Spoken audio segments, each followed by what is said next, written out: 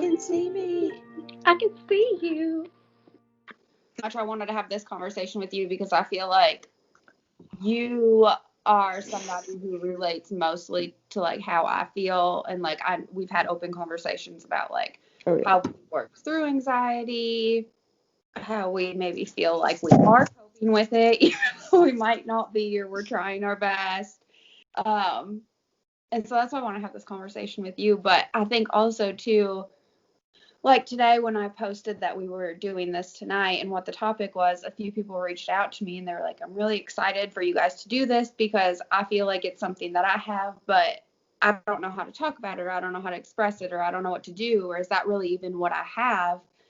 And I think anxiety is just one of those things that it's really hard to define what it is, like how to explain to somebody who's never had it what it is.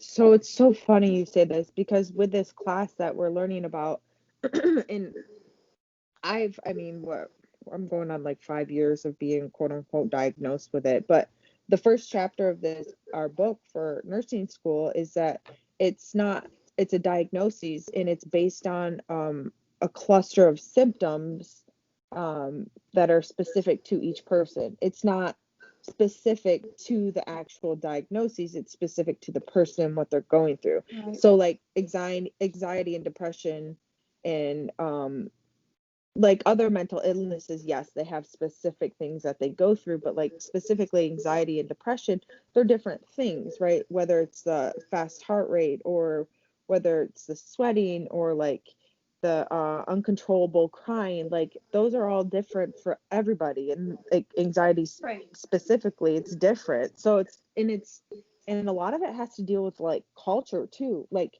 I mean, we grew up, what I'm finding, I didn't think it was that country, but apparently it was country. We grew up pretty rural, I guess. So, in that sense, like, I mean, it was just like pick up your bags and keep moving on. Whereas, like, a lot of other places, like it's like, oh, maybe you could talk to somebody about that nowadays. Right. Whereas before, it was not something you talked about.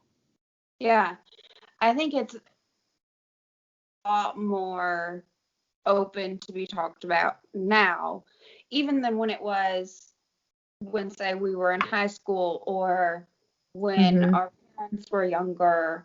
But I think because we can talk about it more openly now, it's helped so many other people feel like what they're going through doesn't mean that they're crazy. Like, it just makes it feel other people go through this too.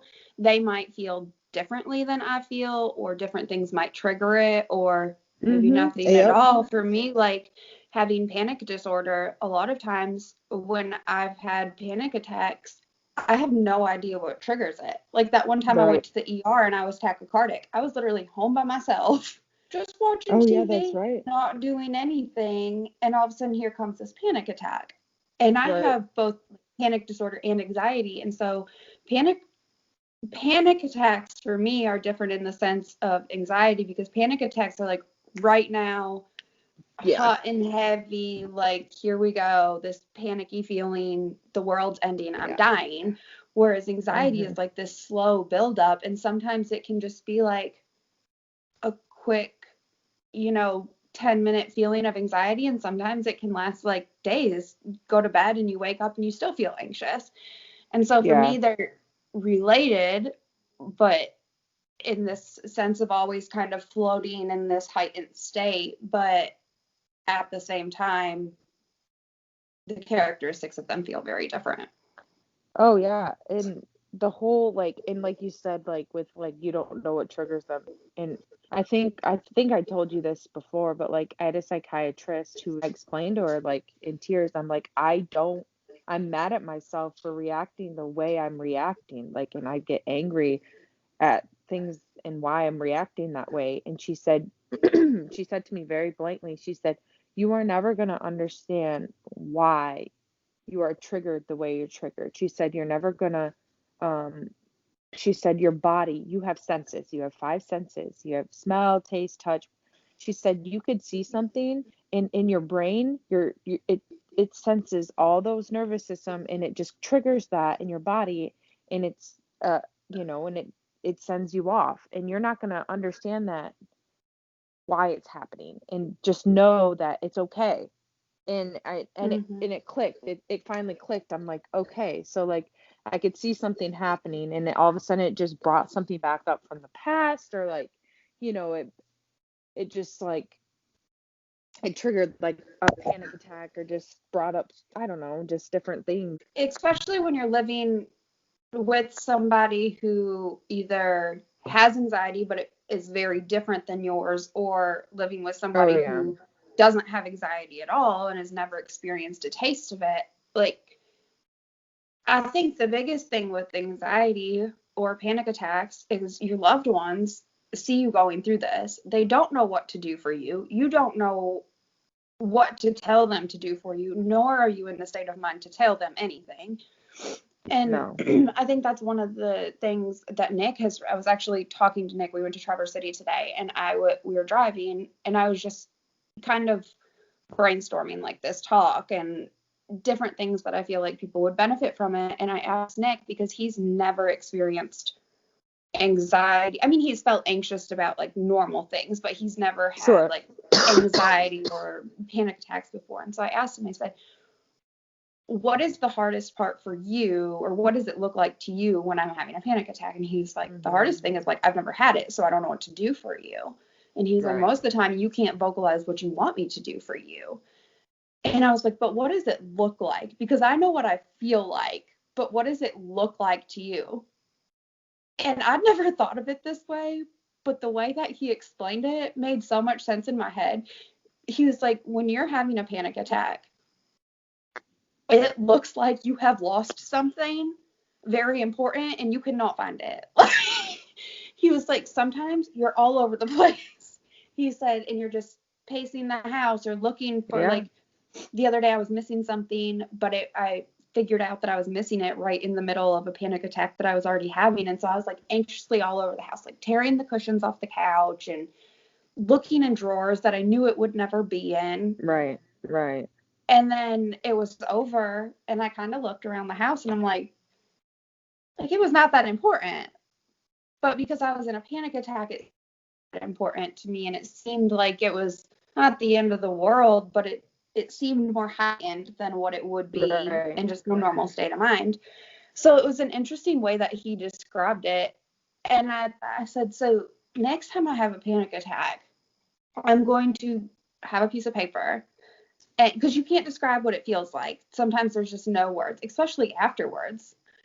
Like, I found myself when I've gone to the doctor, he's like, okay, explain to me what it feels like, before I was actually diagnosed with all this. And I'm like, I don't know. I felt sad. I felt crazy. Like, I don't know. I just didn't feel like myself. So I thought about this, and I was like, next time I have one, I'm going to get out a piece of paper and a pen, and I'm just going to start writing down things that I feel. And then I can show that to Nick, or I can show that to the doctor, or whatever, and I can say, this is exactly how I moment. Like, I can't explain it now, but in that moment, this is what I was feeling. And that really helped other people with anxiety or panic disorder, any kind of mental illness, when they're going through these things. Like, write your normal self a note, or when you feel normal, write your heightened or low self a note, so that you have something to look back to when you're going through that, or when you're going through it, your normal self can know how you felt. So I think that's something because Nick always feels so helpless, and I always feel like, don't talk to me, like, don't leave me alone, but like, leave me alone. Like, I need to be in a quiet, safe place, but I also need to know that you're here. And it just doesn't make sense to people who've never had it, and that's okay. Like, I don't wish it upon anybody. But I think as we normalize having conversations about mental health, anxiety, depression, panic disorder, we have to be able to vocalize and communicate what it is and what it feels like, so that people around us can better understand it and also can help be more supportive of us. Yeah. And along with that too is like emotion. Like, I know I'm a very emotional person, and like one thing that, again, in that book, but I've known this, but it reiterated it and made me feel stronger, even knowing it, that it was written somewhere in a book, in a fancy book, but is that knowing that being emotional or emotion does not make you weak. It's those emotions or showing emotions in the end, like it's a phase and you can go through those emotions. Like my panic attack, like I've had a couple of them, but I go through the motion of like anger. I'm so upset, I'm gonna lose it. I hyperventilate and then I cry it all out and get it all out, and then I'm completely drained, and then I'm like exhausted. And then like I have no like energy, or I can't even, like I don't even have a clear thought process for the rest of the day. But in a sense I feel better about, like I feel better, like I feel relieved, like I got something out of my system, if that makes sense, right? Yeah. Like but like see, like everybody reacts different, and I had those emotions that I had to go through, and I got it out. I go to bed, I wake up the next day, and I'm like, okay, well, yesterday sucked and today is a new day and I Yeah. have to fight it again. Like, Does anxiety feel different? Like, because have you had panic attacks before? I know you have anxiety, but like, have you had panic attacks yeah. before? But like, Oh do they yeah. feel different to you? Like, how do you know the difference between the two? Because I know a clear difference uh between the two when I'm having yeah. them. I don't know. A lot of it happened in the military. To be honest, I can't tell you the last time I had one, Kate, outside of the military, but my chest would start to hurt so bad, and then I'd start to hyperventilate because it felt like when my chest hurts, it brings a whole different side of health into it. Like your chest is hurting, so like You're having a heart you attack. automatically, yeah, and you can't breathe. So then like I start to like breathe heavy, and then I'm like, this is really happening. And like I'm really like, this happened. I can't believe this person X, Y, and Z, whatever it may be, like, and then I lose it. And then I get really, really angry and I lose it. And then, like I said, I go through these, those whole emotions. But I'm so thankful that I haven't had one of those in a while, Yeah. long while. I'm the same way. So Um, anxiety to me, like I said, feels like kind of this buildup of just whether it's stress or anxiousness or whatever. mhm. Sometimes I don't know the trigger, but it's just this gradual buildup till I feel like it's too much. But for me, a panic attack is just like you explained it. Like it goes from just kind of feeling a little off to my chest hurts. I'm having a hard time breathing. A lot of times I feel nauseous. Mhm. Like I'll get kind of dizzy or shaky. And like I said, that time that I took myself to the ER because I could swear I was having, I can't tell you how many times I've had a panic attack. And I find myself on stupid Googling what's the difference Oh between a yeah. panic attack and a heart attack. Because I'm like, one time it's actually going to be a heart attack and I don't know what I'm going to do. But the thing is, like, you're completely normal because Yeah. there's so many things that pop up right when you type that in because everybody else is searching the same thing. Oh, But I know. Oh, I know. so they feel completely different to me. But like anxiety, like I said, can last 5 minutes. It can last days for me, but I don't feel as drained from it as what I do when I have a panic attack. If I have a Panic panic attack, attack, yeah. I am done for the rest of the day. I'm Yeah. exhausted. I feel like I just need a nap. Sometimes I'll go to bed and I'll sleep till the next day. Like if I have the ability to do Yep. that day. If Yep. not, I just Yep. push through.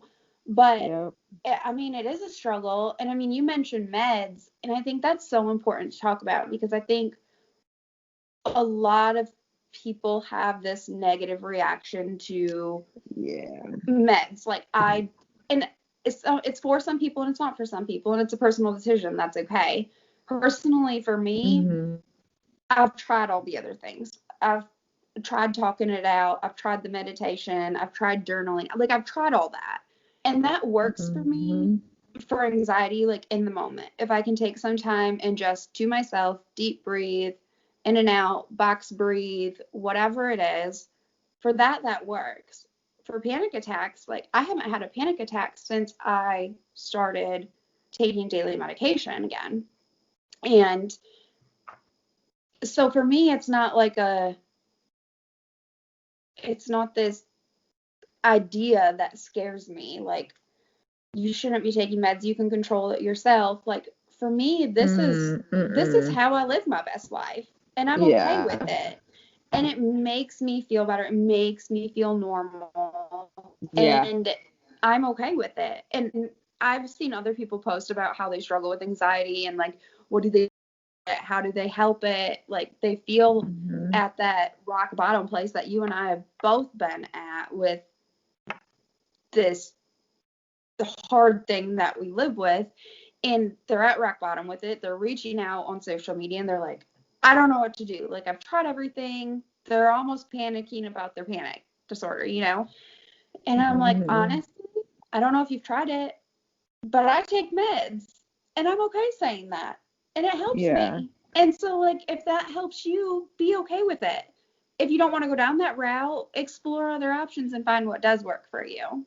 I did struggle a lot, and I'm like, you know, and I prayed a lot about it too, because I'm like, man, like, and it goes back to that culture thing. Like, I just didn't grow up like medication. What was medication? Right. You took ibuprofen if you hurt it once a month or 2 months. Like, that was it, right? So like, I was struggling with that. You know, so like, and then there's the whole, oh, it's crazy meds. I'm a pharmacy tech at the time, right? That I started all these medications. So like, I knew about these drugs. Oh, these are psych meds, right? So then you have this whole stigma, and I'm like, you know what? I had to break that barrier down and say, you know what? Mental health, I can't be physically healthy if my mind is not healthy. And finally, like, I had to start something, and I finally felt like me in a very, very long time. Like, I didn't really know how to put anything together at that point, but looking back, I mean, it was all stress and anxiety, like, all just building up, putting a facade over everything. And but meds, yes, fully meds, in thankful form. And I know this is a lot of thing with a lot of women too, is that they cause women to gain weight. That is a very big side effect, and people are like, I don't want to gain weight. But again, and like, I'm not trying to preach, but your mental health is, so you cannot get physically healthy if you are not mentally healthy. Like, you're not going to be able to go run if you can't get off the couch. As long as you feel right and you feel good, like, the rest will come with it. And for me, for so long, I was stressed and so crazy busy that, like, I was not personally taking care of myself. And it wasn't until I, like, took a minute, slowed down, got my head right, focused on myself, like, my body was able to get healthy because my head was healthy. Right. And so, right. I think, like, we focus so much on physical health, like, mental health is just as important. So we both agreed that, like, meds help us. Are there other things that you found that help you, like, outside of medication? Like, if you feel like it's coming on, or you find yourself in a situation where you are starting to feel anxious, you've taken your meds for the day, like, what now? Besides Xanax, because, like, we all. Just let me sit here for a minute. So, and like, I kind of give myself time out. And like, I know people post these things on Facebook, or like memes where this mom's hiding in a closet. No, those are real. And I do lock my door when I go pee every day, every second of every day. If I'm peeing, the bathroom door is locked in every, okay? Because I need the time to just sit there without, even though I get mommed while I'm sitting there. You need that time out. And even like in the moment of chaos, I'm like, I'm gonna sit here for a second, just gather my thoughts in my head, and then regroup real quick, even if it's like 5 seconds, 10 seconds, a minute, whatever you need to regroup mentally, and then get back in it. Because you have to, and you have to, I think one thing too is like, I'm really, really bad at it, but I'm trying to get better at it, is communicating that out loud. Because sometimes Cody's like, what are you doing? What are you doing? And I'll just like sit there or stare off in blank space. I do that all the time. Say, I just need a minute. Like, just give me a minute. That's good. I mean, communication is huge. And that's, Nick and I have talked more about it in the past few weeks than we have our whole relationship, our whole time of knowing each other, 15 years. And it's just because I'm being intentional about asking the questions, and I'm being intentional about Yeah. what does this look like to you? I know that this is like an internal thing that I'm having, but how does it affect you?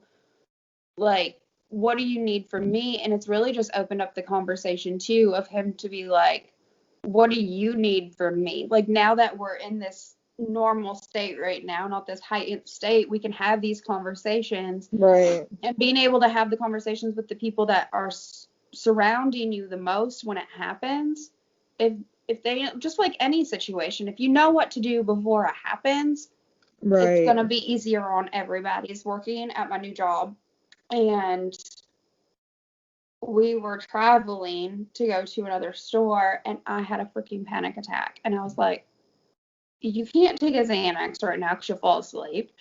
What are you going to do? You don't even know these people. These people don't know you. Like, what are you going to do? And I just happened to know one of the other girls, she struggles with anxiety as well. And I was like, we got to figure something out. Like, I need water, something. She's like, you know what really helps me is she puts like tiger balm on her neck and on her Oh, shoulder. yeah. And it just kind of helps her body. I think it helps her relax, but it also gives her something else to focus on because you're feeling this like warming or cooling sensation. Plus, like your muscles are relaxing. But then she'll also eat a peppermint. And peppermints are known to like Yeah. help To with either like cool headaches or nausea. calming down nausea, Yeah. something like that too. So I went to Walgreens, I got all the tiger balm, and I was just like bathing in tiger balm. And I was like, bought this huge bag of peppermints, and I was like, I'm probably gonna eat this whole thing today. My sugar intake is gonna be way up, but it'll be fine. Like, and I did, and it really helped. And I think it gave me something else to focus on, but it helped. So that's just like, I guess, a trick of the trade that I found that works. I found Yeah. that earlier that being alone, but not being alone. So like being in a safe place, knowing that you're not there by yourself, but like having some time to yourself, that's helped me. Yeah. Hydrating is huge for me. Like, I find myself having more anxiety when I haven't hydrated enough that day. So there's just certain things that you learn about yourself as you go that are either triggers or environmental situations. Like, some people can't be in big crowds, or Yeah. some people don't like to be Right. alone. Different things that you just learn about yourself. And when I was first going through, it was when we first moved to Tennessee. And then I got it under control, and I really didn't have an issue with it until we got here. And I found myself going from like crazy busy lifestyle to, whoa, slow the hell down, nothing's happening. And so I was back at square one with it. And I really just kind of started journaling every time I felt it coming on or noticed different things that were happening. I'm like, okay, what did I do right before that? What have I done this day? And that's how I just kind of pinpointed it. Hurt my anxiety more than it helped it. And I found a really good ass doctor. Like, I love my doctor. He's I amazing. know. And he I'm listens. So, jealous. I mean, like, I think the Yeah. hardest thing I ever did was when we lived in Tennessee. It was the first time I admitted I had anxiety. It was the first time I ever I tried to deal with know. it. And I called you and I was like, I finally scheduled an appointment. What do I say? Like, what do you mean? Just I tell them know. how you feel. And I was like, but I don't know how to explain it. And so I think that's like one first hump that people really have to get over. Never Yeah. dealing with it. Even if you don't want to be on medication, like, still going to a doctor and getting those resources is Yeah. huge. Not and not just women, men too, but women especially. We're really, really hard on ourselves. And it's okay to say that it too much is too much. Like, this is too much going on in my life right now, or I can't handle this much, and it's not normal, and Mm-hmm. it's okay. And we can admit that, and we can not take it and beat ourselves up over it, and not be hard on ourselves for accepting help and understanding that people are there to help us, and that there's other people out there that have gone through that or are going through that. You know what I mean? Like, I think that's really key too, is I am really, really good at beating myself up. So I don't need anybody else to do it for me because I am great at it. So yeah, it's getting over that hump and just saying, I can't handle it anymore. Life has gotten a little crazy and Well, and it's okay also to like take a minute for yourself and take a break and like yes. don't feel Oh bad over yes. watching that TV show, No. and you don't have to be No. folding laundry while you're doing it. I just told Nick this the other day, but I was like, I said, yeah, I just wait for you to call me when you're on your way home so I can get up and clean the whole house real quickly. And he was like, why do you do that? And I said, I don't know. Like, you've never made me feel like this has to be done by the time you get home. Yeah. But I think I put this pressure on myself, Mm-hmm. and it's just this learned trait of being a hard Mm-hmm. worker that if I'm sitting down and taking a minute to breathe and like Yeah. have a minute to myself, that I'm being lazy. Or your guilt that you feel guilty. Yeah. And so Mm-hmm. that's something that I've really been working on, is just like taking a minute, do little things throughout the day. You Yeah. don't have to like bust your ass all day long on your day off when you've just Hide worked in the bathroom. 60. I know. But like, I just, I if I want to I sit on the know. couch for half an hour, I shouldn't feel guilty about that. And nobody's making me feel that way. That's something I've heard. So I think that's also one Yeah. of those stressors that you have to learn. I mean, anxiety is stress induced sometimes. And so if you can Yep. learn things that can help you calm yourself down or relax or whatever that is, go for a 5-minute walk, sit on that Yep. couch, do what you got to do. It'll also help like dissipate your anxiety. I agree completely. So I agree. I don't know. I'm just glad that I've had a really great friend to talk through it with, because Me too. I think I would have gone to the doctor that time that I first had it, and I would have thought, okay, now what? I don't know that I would have known Yeah. what to say. But like, you had I already been know. struggling with it, and I think when they hand you that piece of paper that everybody has to fill out if you're I there for know. anxiety or whatever, and it's like, A score sheet or something like that. yeah, do you feel like harming yourself or whatever? Like, that in itself makes you feel Yeah. crazy. Yeah. And so to know that you're not crazy, and to know that you have outlets or people that you can reach out to that are going through the same things as you, Mm-hmm. even if they're triggered by different things, like, that's huge. Yep. Just being able to have a community, to know that you're not Yeah. crazy. Absolutely. Community is key. And yeah, and like I told you, I've never been real open about it. I'm Not proud of because you. I know, not because I didn't necessarily want to. I just don't think I've ever had the opportunity or platform to do it in a sense. Right. But I will always be supportive of people looking for help and looking for somebody to talk to, because life is real and I get it in a lot of different situations. You have to do what's best for you, and best for your family, and we're all in it together. Yeah, I know. Well, I'm proud of you for talking about it, because I know, like, you and I talk about it a lot, but to talk about like Hmm. personal, real, raw feelings, especially ones that like not everybody's super super open about, is really hard to talk about with other people. So I'm proud of you. First Thanks. step. Well, But thanks I for just have to asking. tell one story real quick about a panic Uh-oh. attack, Oh because I God. feel like it'll make.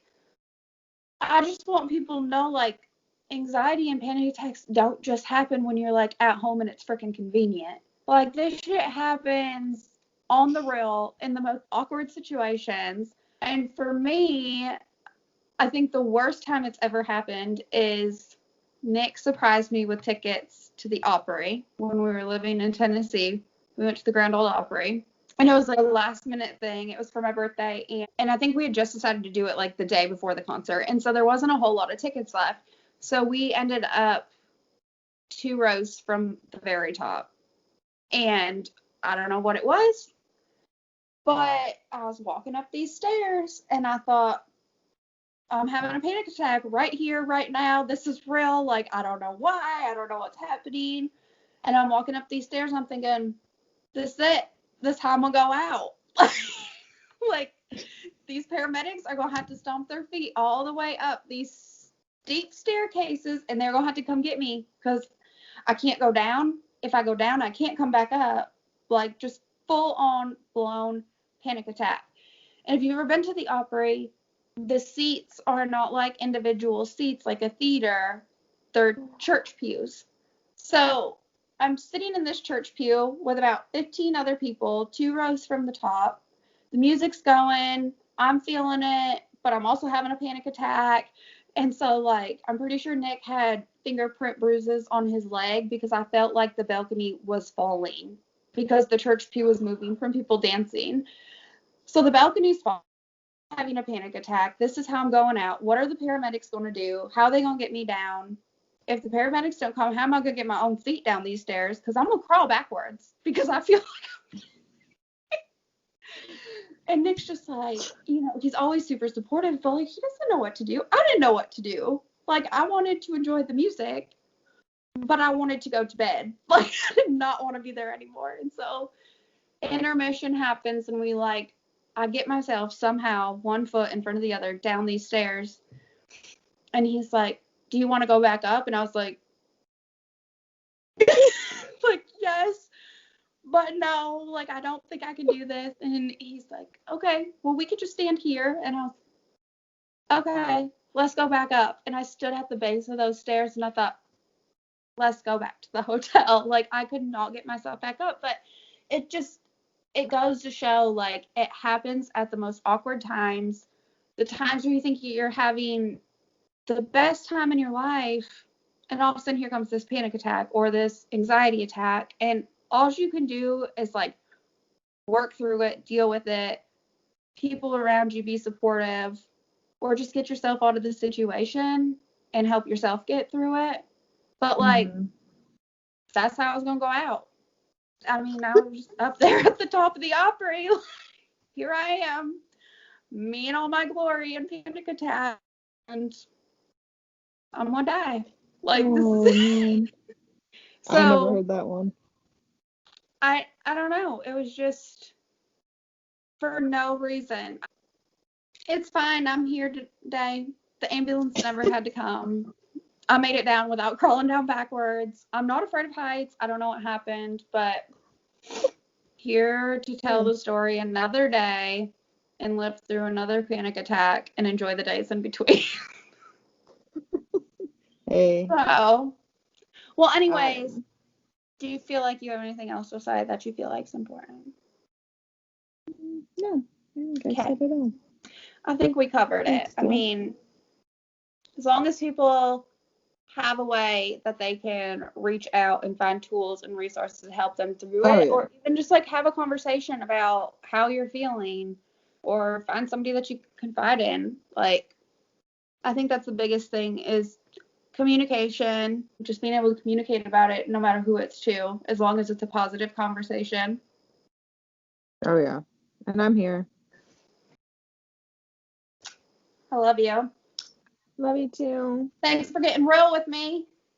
Yeah, I'll talk to you soon. It is what it is, and it ain't what it ain't, right? Right. It's been my go-to phrase lately. So true. Well, right. Love you, Kate. All right, get some sleep. I love you. All right. Love you too. Bye. Bye.